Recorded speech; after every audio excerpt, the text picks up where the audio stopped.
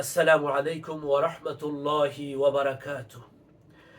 الحمد لله رب العالمين والصلاة والسلام على سيدنا ونبينا وشفيعنا وحبيبنا محمد بن عبد الله وعلى آله وصحبه ومن دعا بدعوته إلى يوم الدين أما بعد.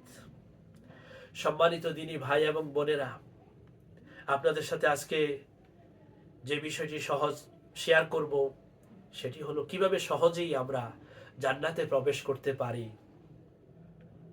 সবাই তো সহজেই এখন পার হতে চায়।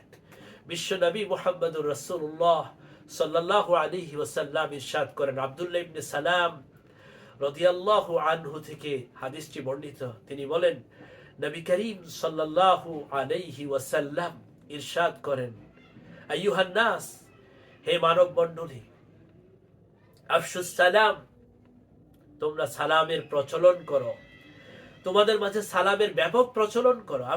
আফশুস সালাম ওয়া আতঈমুত তুআম, এবং মানুষকে অন্যদেরকে খাবার খাওয়াও। ওয়াসাল্লু বিল-লাইলি ওয়ান নাসু নিয়াম, আর মানুষ যখন রাতের বেলায় ঘুমিয়ে থাকে তখন তোমরা সালাত পড়ো। মানুষ যখন ঘুমিয়ে থাকে রাতের বেলায় তখন তোমরা সালাত পড়ো। তাদখুলুল জান্নাতা বিসালাম, তোমরা শান্তিতে জান্নাতে প্রবেশ করবে। আল্লাহ, তিনটা কাজ। আফশুস সালাম, সালামের প্রচলন করা। আমরা সালাম দিই কিনা, না সালাম পাওয়ার আশায় সবসময় আমরা বসে থাকি।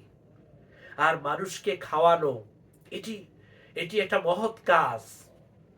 এক সাহাবী এসে আল্লাহ রাসূলকে জিজ্ঞেস করলেন, আইয়ুল ইসলামে খায়র, ইসলামের মধ্যে কোন কাজটা সবচেয়ে উত্তম? ক্বালা তুতঈমুত তুআম, তুমি অন্যকে খাবার দান করবে।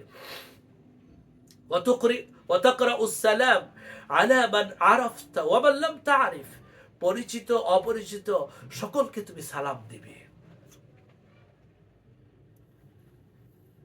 ওয়াসাল্লু বিল-লাইলি, রাতের নামাজ পড়ো।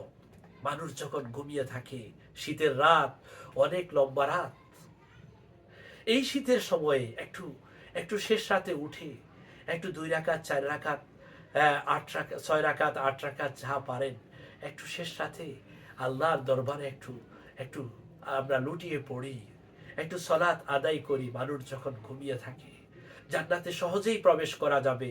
আল্লাহ আমাদেরকে এই মহৎ কাজগুলিতে প্রতিযোগিতায় লিপ্ত হওয়ার তৌফিক এনায়েত করুক।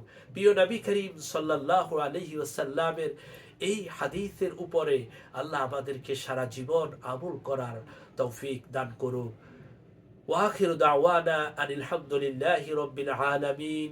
সুবহানাকাল্লাহুম্মা وبحمدك أشهد أن لا إله إلا أنت أستغفرك وأتوب إليك والسلام عليكم ورحمة الله وبركاته.